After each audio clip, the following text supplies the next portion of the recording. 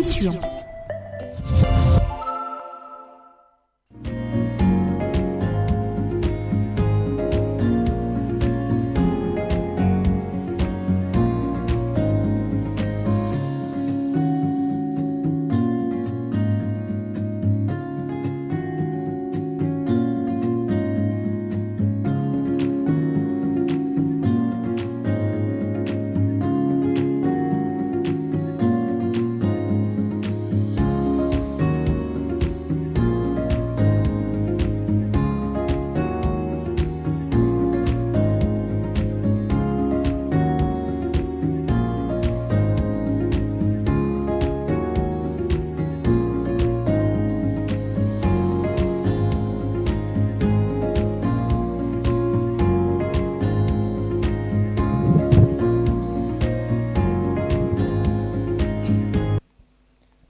Samedi 27 janvier 2024.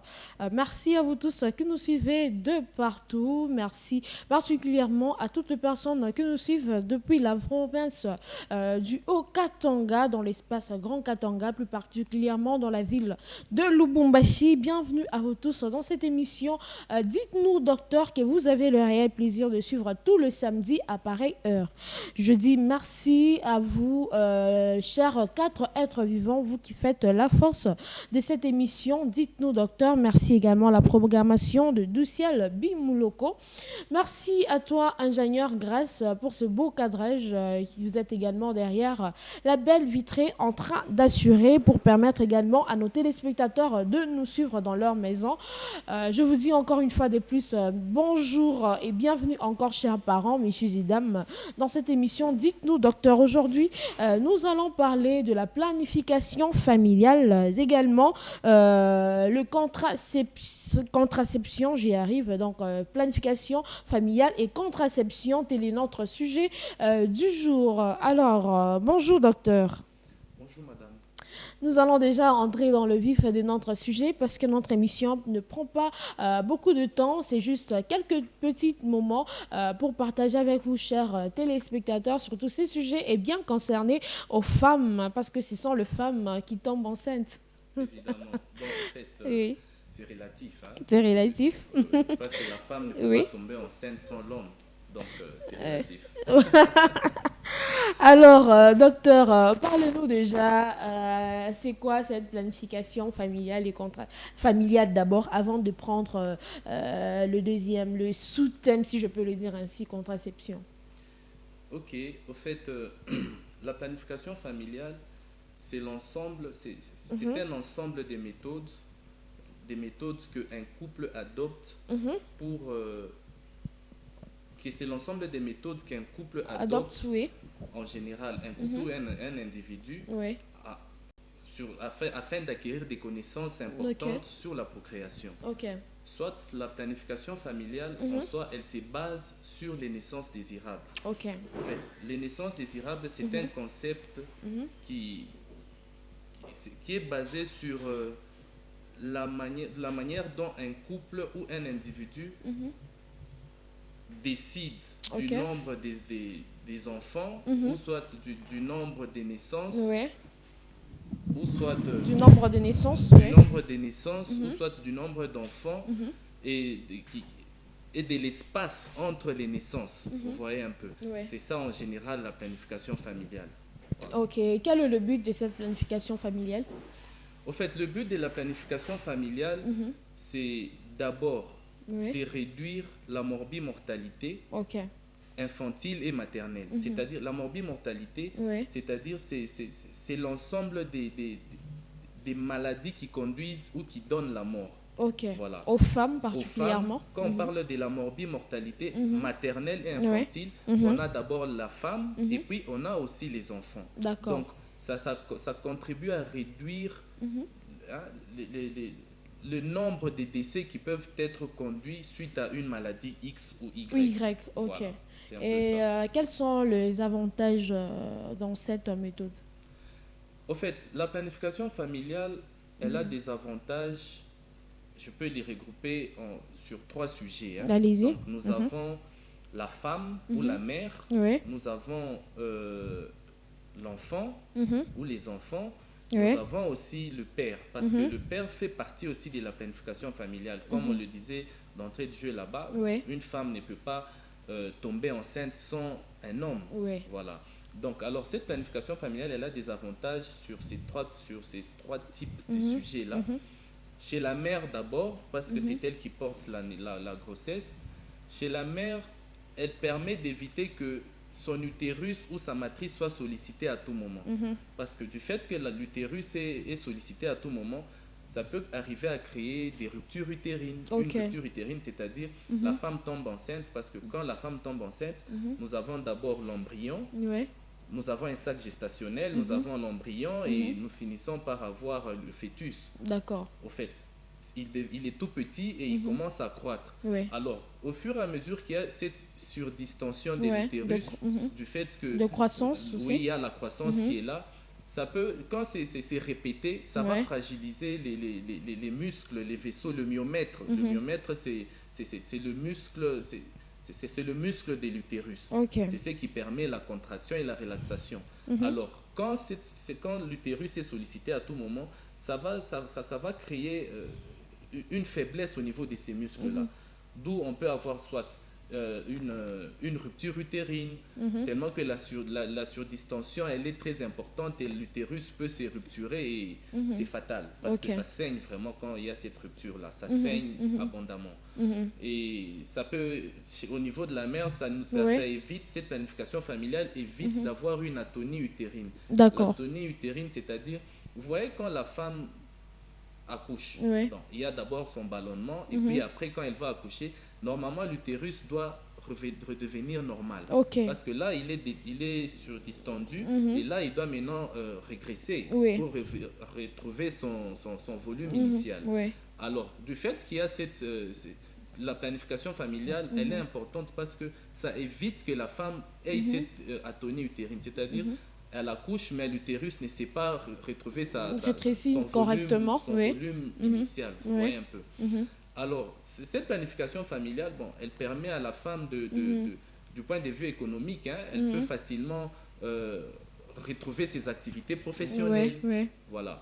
Une femme qui travaille et quand elle tombe enceinte, avec les effets de la grossesse, elle devient faible, elle devient fragile, donc elle ne saura pas aller au boulot. C'est pourquoi on donne souvent des repos, l'accouchement, on donne un repos, ou bien avant l'accouchement, on donne un repos et puis on donne un congé maternité. Vous voyez un peu, quand la femme, chaque année, elle a ses congés maternité, vous voyez un peu, ça va jouer sur... ça va impacter sur son économie.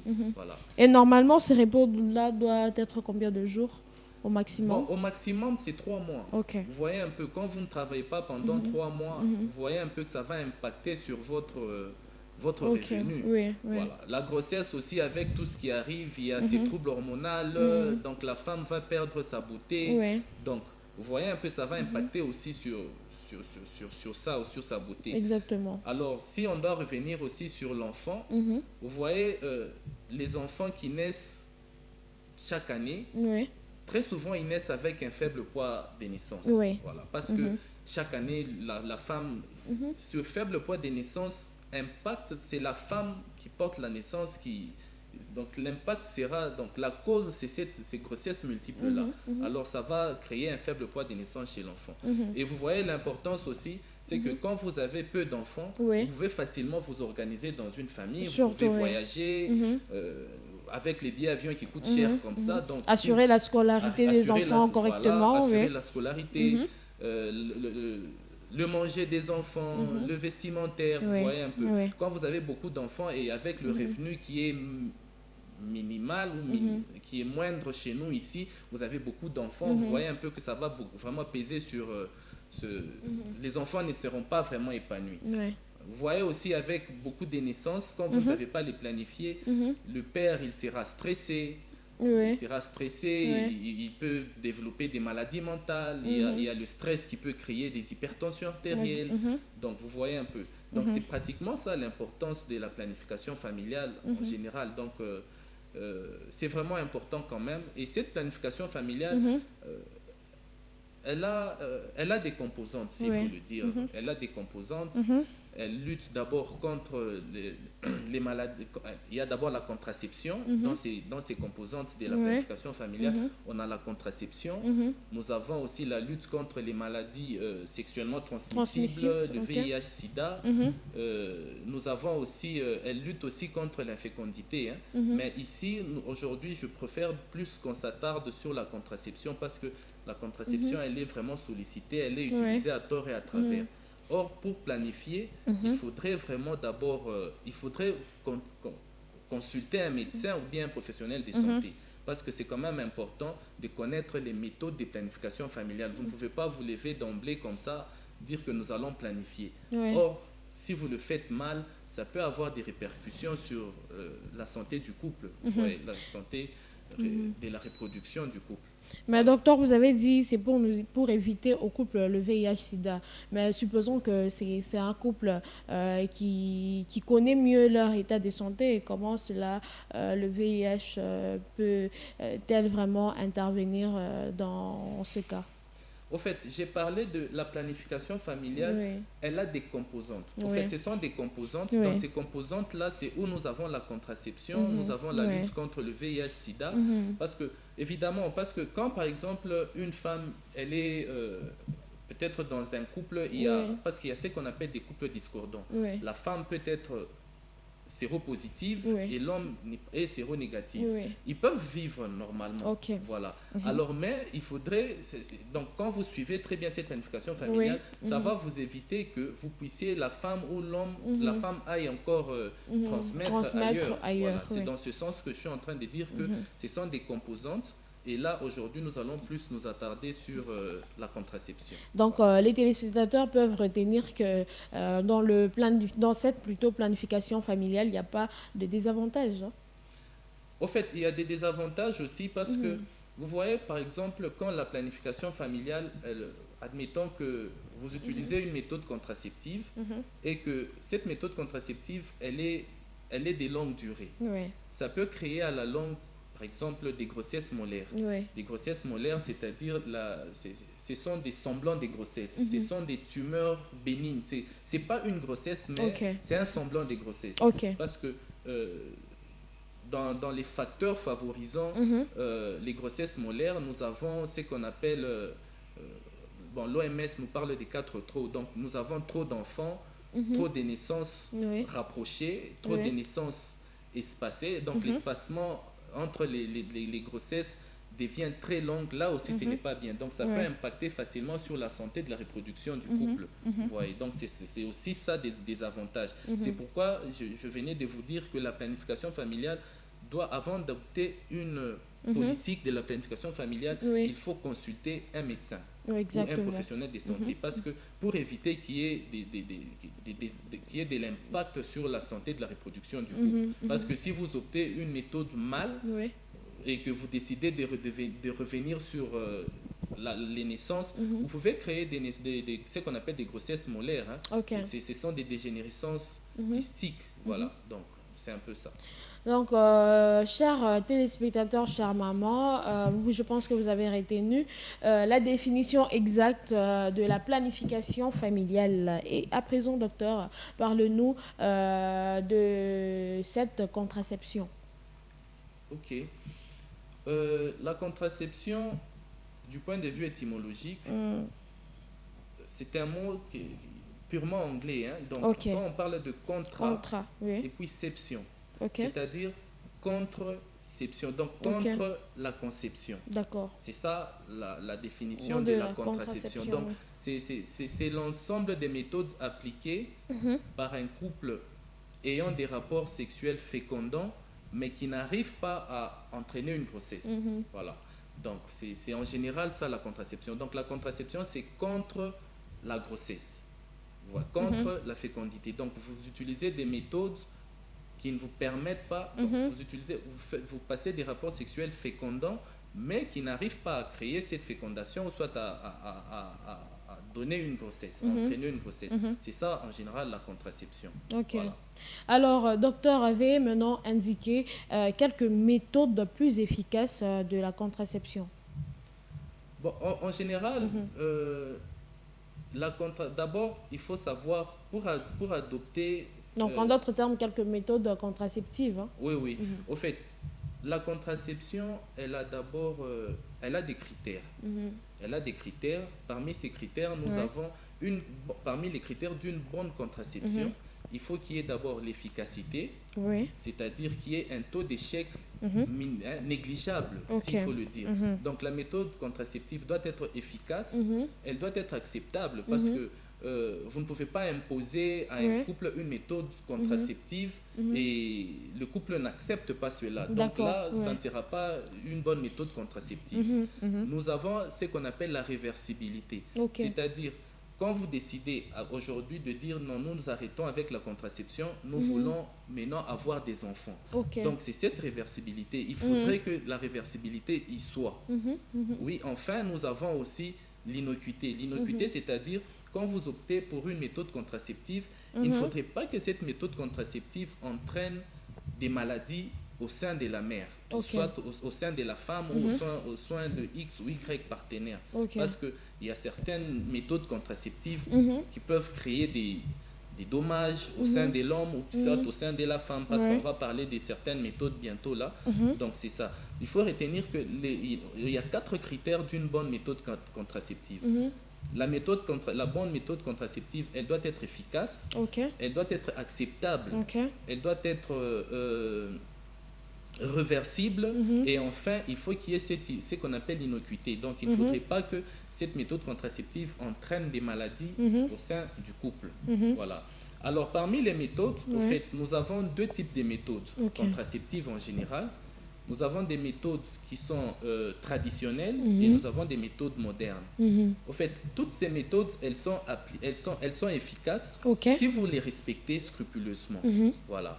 Dans les méthodes traditionnelles, nous avons ce qu'on appelle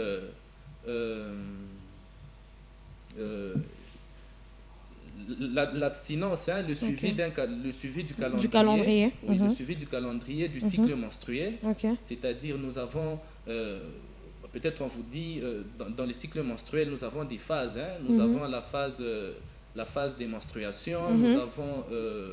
voilà, bon, là c'est parmi les méthodes, hein, les méthodes, on va arriver là.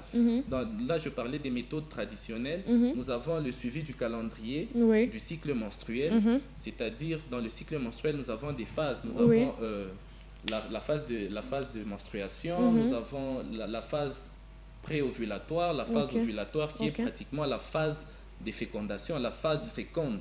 Et puis nous avons la phase ovulatoire. Donc il y a ça, et puis aussi nous avons ce qu'on appelle le coït interrompu. C'est l'une des méthodes traditionnelles. Vous passez vos rapports sexuels et lors de l'éjaculat, donc l'homme est supposé sortir du canal corps vaginal, de la femme, du corps de la femme, s'il faut le dire. Alors dans les méthodes modernes, nous avons des méthodes modernes qui sont dites naturelles et puis artificielles. Oui. Alors, dans les méthodes modernes naturelles, nous avons ce qu'on appelle la méthode du collier cervical. Hein. La méthode du collier cervical. Donc, c'est l'image que nous avons vue tout à l'heure. C'est l'image que nous avons vue tout à l'heure. Si tu peux nous aider vraiment à nous mettre l'image avant cette... Non, l'autre. L'autre. En même temps, docteur, vous continuez avec l'explication. La méthode du collier cervical, c'est-à-dire la femme va mettre un collier, elle va porter un collier, soit au sein de son bras, et tous les jours, elle va commencer à compter. Non, il y a ce collier-là, ce collier est fait d'une perle. Hein. Donc, la femme, tous les jours, elle commencera à... Donc, chaque jour qui passe, elle bouge, elle fait avancer cette perle-là. Alors là, ça va lui permettre de connaître ses jours féconds et non féconds. Voilà. On aura ça en illustration. Oui. Et puis nous avons aussi la méthode dans les méthodes modernes naturelles. Nous avons aussi la méthode de la courbe ménothermique. Hein. Donc la femme, pendant l'ovulation, elle est chaude. Et il y a aussi ce qu'on appelle la glaire. Voilà, là c'est le collier du cycle. Voilà, là nous avons une perle en rouge. Donc vous allez commencer à faire avancer cette perle-là tous les jours. Et il y a, sur ce collier là-bas, il y a une partie qui nous montre que à telle période ou à tel nombre de perles là, là vous aurez maintenant l'ovulation et vous êtes dans la période féconde. C'est ce qu'on appelle la méthode du collier du cycle. Donc vous pouvez mettre ce collier là sur votre bras ou soit je ne sais pas. Docteur, si je regarde très bien, sur ces colliers, nous avons 3 couleurs. Évidemment. Il y a le café, le rouge et le noir. Maintenant, il y a d'autres perles qui n'ont pas de couleur. Au fait, là, ça signifie... Oui, au fait, là-bas, nous avons, tout au premier, là, il y a une flèche. Oui. Là-bas, c'est pratiquement la période de vos cycles, hein, de vos règles, s'il faut le dire. Parce que le cycle menstruel, par définition, le cycle menstruel, c'est une période qui est comprise entre le premier jour de vos règles et le premier jour de vos règles suivantes. C'est ça le cycle menstruel. Voilà. Donc, et dans ce cycle menstruel, nous avons les menstrues. Les cycles, ils sont relatifs. Hein. En général, c'est le cycle est de 28 jours, mais chez certaines femmes en particulier, ça peut être des 30 jours ou soit des 32 jours. Ah, cela est normal? Oui, c'est normal, ça dépend d'une personne à une autre. Voilà. Alors, c'est ça. Donc, ces colliers là-bas, au fait, vous pouvez avoir des colliers où nous avons, par exemple, quand c'est le cycle menstruel là-bas, les perles là sont rouges. Et quand c'est la période de non-fécondité, elles sont blanches. Et le reste là-bas, c'est la période de fécondation. Voilà. Ça dépend du concepteur de ce collier-là. D'accord. Voilà. Et on peut avancer? Oui. Alors, je disais aussi, nous avons ce qu'on appelle la méthode la contraception, la méthode moderne, artificielle, où nous avons ce que nous utilisons, c'est que nous avons les pilules d'urgence, nous avons ce qu'on appelle des dispositifs intra-utérins, c'est-à-dire on peut placer, là-bas ce sont des pilules, ça c'est l'illustration d'une pilule d'urgence. Oui, nous avons des contraceptifs qu'on appelle implantables. Oui, qu'on appelle communément des implants. Nous avons des contraceptifs injectables. Nous avons des contraceptifs, nous avons des condoms. Nous avons des capes cervicales aussi, ou des capes vaginales.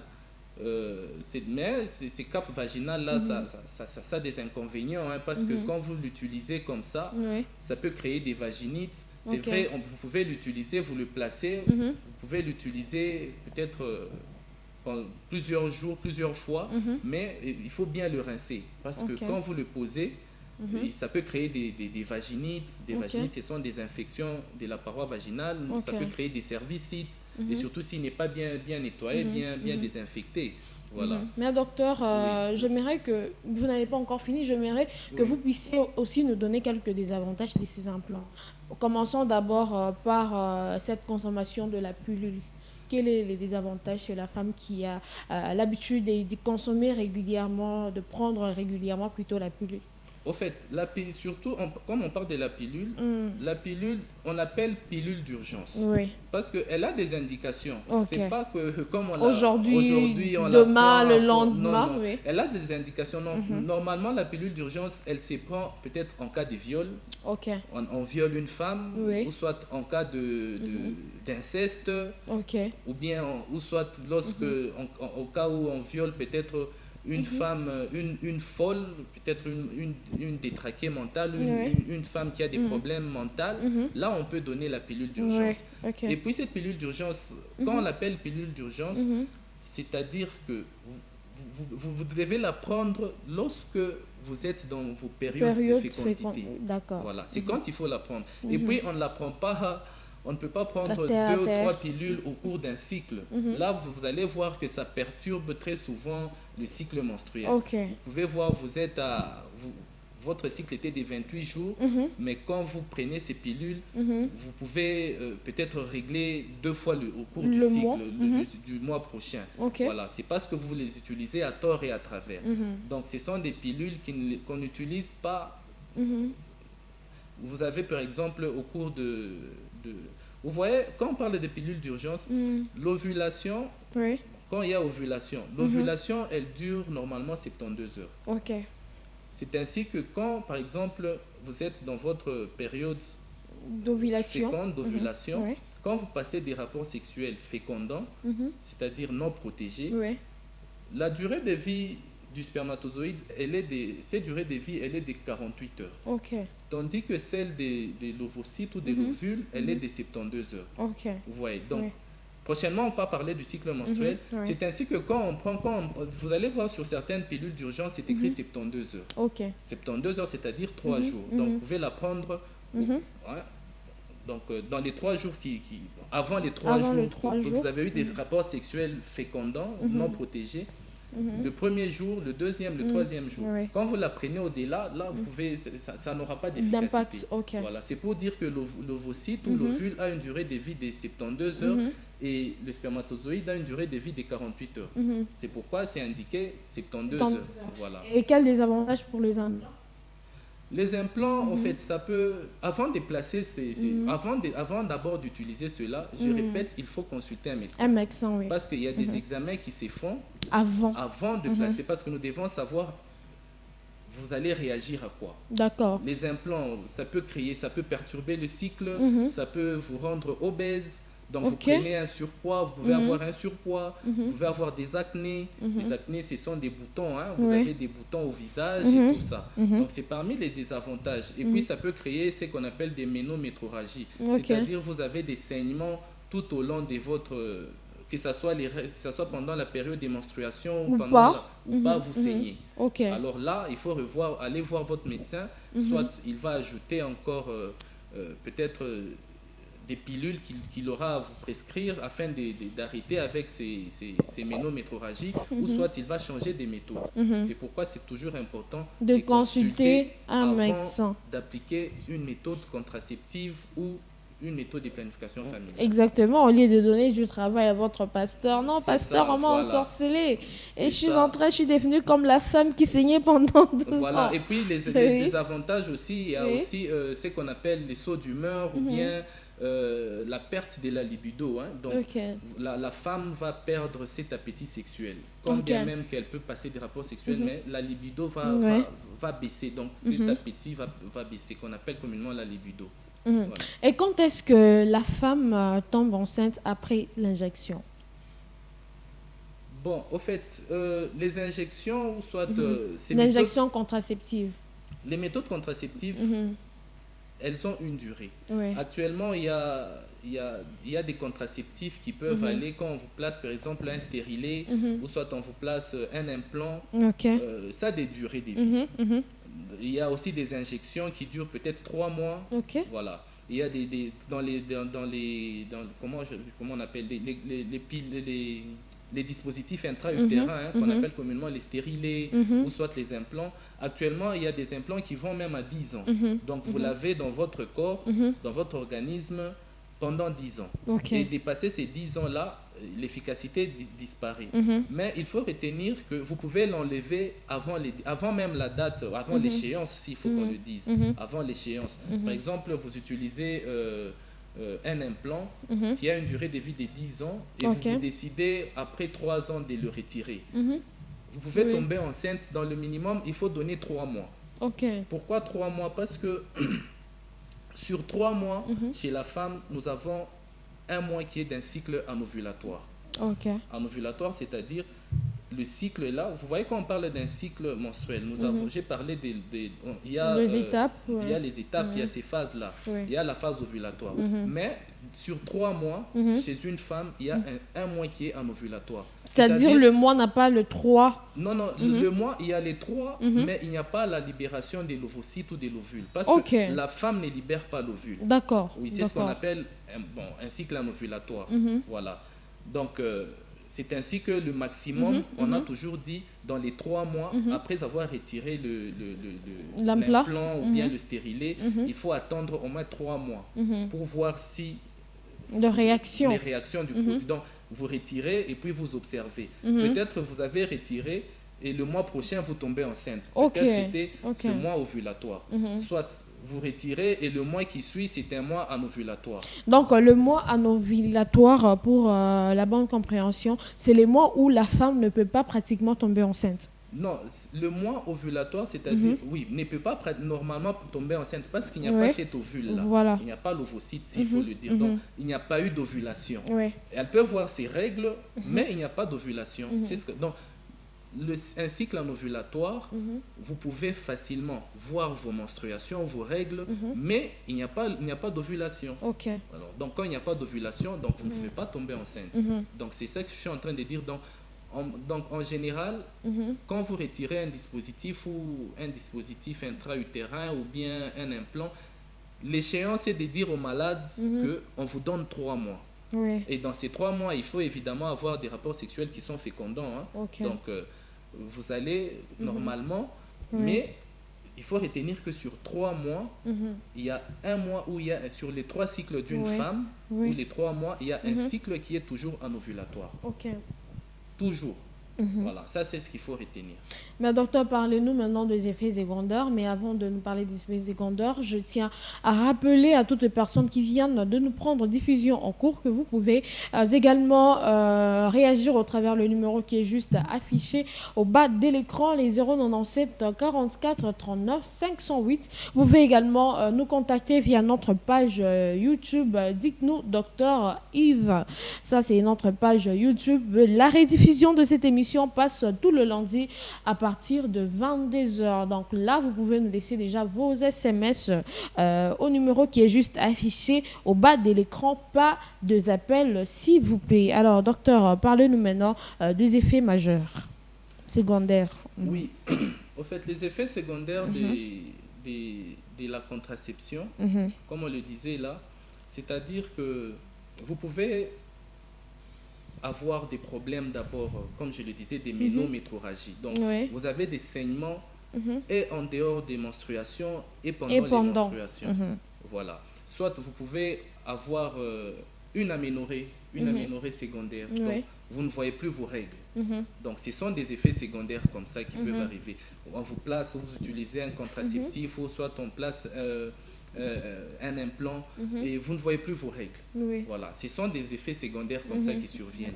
Ou soit vous allez avoir des sauts d'humeur, donc vous changez des tempéraments, ou soit vous pouvez avoir, vous pouvez être frigide. Voilà, la frigidité, surtout lorsque l'on donne. Et nous avons aussi, vous pouvez avoir des infections, surtout quand ce sont des dispositifs intra-utérins, donc notamment les stérilés. Ça peut créer des infections. Des infections, parce que c'est un corps étranger qui est en qui vous. Entre, Oui, donc quand vous ne faites pas vos bains correctement, et ça peut créer des infections comme ça. Ça peut créer des cervicides. Les cervicides, ce sont des infections qui touchent le col de l'utérus. Voilà. Nous pouvons avoir des vaginites. Parmi les méthodes contraceptives aussi, nous avons ce qu'on appelle des spermicides. Des spermicides qui peuvent être des spermicides en mousse, ou soit en gel, ou soit en crème, ou soit en comprimé. Donc, les spermicides, ce sont les hommes qui les utilisent. Voilà. Et les autres dispositifs, c'est pratiquement les femmes qui les utilisent. Voilà. Alors, en gros, en synthèse, que pouvons-nous retenir de cette planification familiale et contraceptive? Voilà. En gros, nous disons ceci. La planification familiale, c'est l'ensemble. Donc, la planification familiale, elle se base sur les naissances désirables. Les naissances désirables, c'est-à-dire, c'est un concept qui se base sur l'entente qu'a un couple ou un individu de décider du nombre de grossesses, des enfants, du nombre de grossesses, des enfants, et surtout des espaces entre ces grossesses ou entre ces enfants. C'est ça la base même de la planification familiale. Alors, cette planification familiale, nous disons qu'elle est vraiment importante. Elle est importante chez la mère, chez l'enfant et chez le papa, parce que on ne peut pas planifier, on ne peut pas faire une planification familiale sans l'homme, sans l'apport de l'homme. Voilà. C'est-à-dire quoi? Chez la femme, l'avantage est que ça va réduire le taux de la morbimortalité. La morbimortalité, c'est-à-dire, c'est l'ensemble des maladies qui conduisent à un décès. Voilà. Alors, ça permet de réduire cela. Chez la femme, ça permet de réduire la sollicitation de son utérus à tout moment. Voilà. C'est quand l'utérus est sollicité à tout moment, ça peut créer à la longue des ruptures utérines. Une rupture utérine, c'est-à-dire l'utérus se rompt, se déchire. Voilà, parce que tellement que c'est sollicité et les myomètres ne fonctionnent plus correctement, il devient flasque et quand la grossesse, surtout si ce sont des grossesses gémellaires, une grossesse gémellaire, c'est-à-dire la gémellité, c'est relatif aux jumeaux. Ouais, parce que quand c'est une grossesse gémellaire, il y aura une forte distension de l'utérus encore. Donc ça peut facilement créer une rupture utérine. Ça peut créer aussi une atonie utérine. L'atonie utérine, c'est-à-dire tellement que quand la femme est enceinte, elle met au monde, l'utérus doit reprendre son volume initial. Alors quand ça ne reprend pas son volume initial, facilement, ça va créer ce qu'on appelle une atonie de l'utérus. Donc la femme va commencer à saigner à tout moment. Donc malgré qu'elle a déjà accouché, mais elle va continuer à saigner. Voilà. Cette planification familiale, toujours chez la femme, elle permet à la femme de s'épanouir. Elle permet à la femme de réduire ses congés de maternité. Ça permet à la femme de retrouver ses activités professionnelles. Parce que vous voyez, quand vous êtes enceinte, la femme a besoin d'un repos. Or, quand il n'y a pas ce repos, surtout si elle travaille, elle doit se reposer afin de mener à terme correctement sa grossesse. Alors vous voyez, si vous devez commencer à avoir des congés maternité à tout moment, facilement ça va influer sur votre revenu et du point de vue économique. Chez l'enfant, donc ça permet à l'enfant d'étudier correctement du point de vue éducationnel. Voilà. Ça permet facilement que l'enfant puisse étudier correctement et que ça permet d'accroître encore l'affection entre la mère et l'enfant. Voilà. Chez le père, donc c'est quand même important parce que le père, c'est lui le maître de la famille. Donc vous voyez, quand vous avez beaucoup d'enfants, il y a le stress qui est là. Et surtout si vous n'avez pas un salaire adéquat, donc vous aurez, quand le stress vient, vous devez voir, mes enfants doivent manger. Et la planification familiale, elle permet de réduire les dépenses aussi, du point de vue santé. Vous voyez, quand vous avez par exemple 10 enfants et que les 10 enfants tombent malades, vous voyez un peu, pour les soins coûtent cher. Donc vous voyez un peu comment ça va impacter sur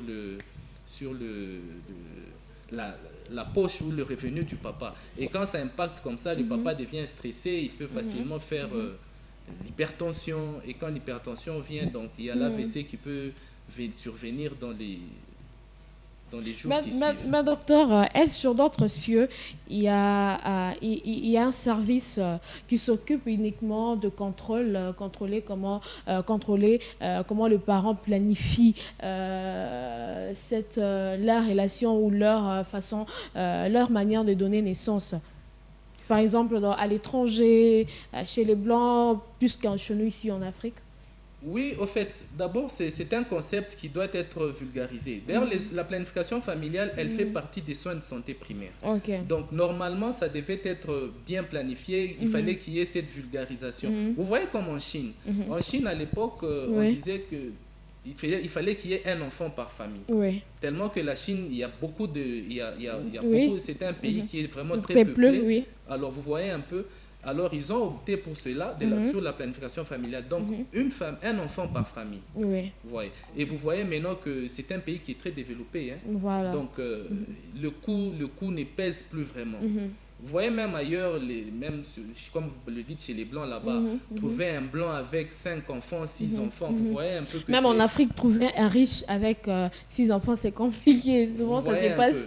Très souvent, ce sont les familles où il y a la précarité, parce que ils n'ont pas de travail. Donc l'unique distraction, c'est de faire des enfants. Or, quand vous faites des enfants à tout bout de champ comme ça, vous voyez que ça va impacter même sur la croissance des enfants. Vous aurez des enfants qui sont malnutris. Vous voyez un peu. Donc, c'est compliqué. Alors, nous sommes déjà à la fin de notre émission, chers parents. Évitez vraiment de faire des enfants sans planifier. C'est là nous éviterons les enfants de la rue, communément appelés chégués, qui sont en gauche à droite. Alors, nous sommes pratiquement à la fin de notre émission. Vous avez un mot de la fin, docteur?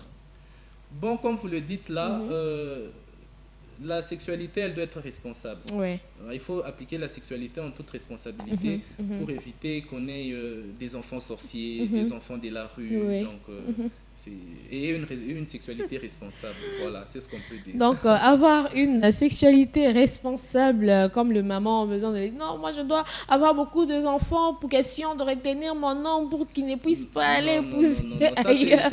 Pourtant, ce sont des histoires, oui. C'est une conception qu'il faut sortir. L'homme, s'il est à vous, il est à vous. Oui. C'est à vous de savoir comment le gérer. Voilà. Il n'y a personne qui connaît mieux un homme que sa femme. Exactement. Même pas la mère, parce que la mère, elle connaît son fils sous tel angle. Oui. Mais la femme connaît son homme sur tout le plan.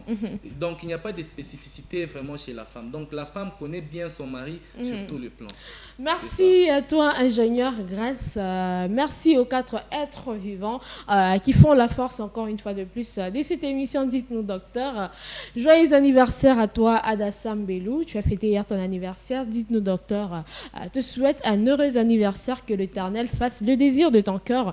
Quant à nous, on se retrouve les samedis prochains. Le message que vous nous avez envoyé sera lu le samedi prochain, bien évidemment, avant d'entamer notre prochain sujet.